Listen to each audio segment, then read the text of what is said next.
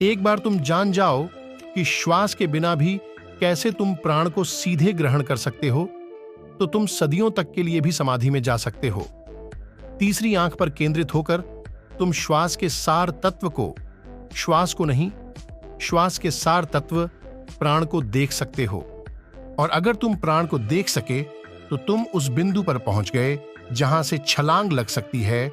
सूत्र कहता है, सहस्रार तक रूप को प्राण से भरने दो। और जब तुमको प्राण का एहसास हो, तब कल्पना करो कि तुम्हारा सिर प्राण से भर गया है। सिर्फ कल्पना करो, किसी प्रयत्न की जरूरत नहीं है। और मैं बताऊंगा कि कल्पना कैसे काम करती है।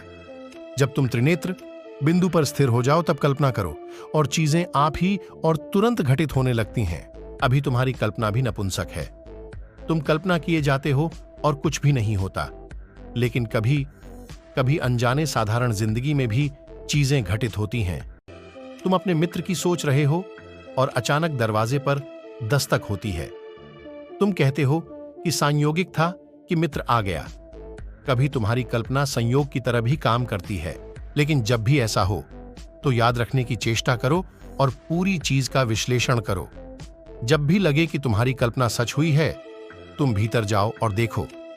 कहीं ना कहीं तुम्हारा अवधान तीसरे नेत्र के पास रहा होगा। दरअसल यह संयोग नहीं है, यह वैसा दिखता है क्योंकि गुह्य विज्ञान का तुमको पता नहीं है। अनजाने ही तुम्हारा मन त्रिनेत्र केंद्र के पास चला गया। और अवधान यदि तीसरी आंख पर है तो किसी घटना के सृजन के लिए उसकी कल्पना काफी है।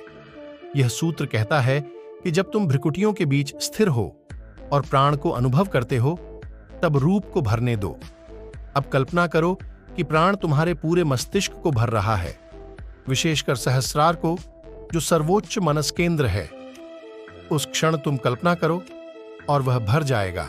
कल्पना करो कि वह प्राण तुम्हारे सहस्रार से प्रकाश की तरह बरसेगा और वह बरसने लगेगा।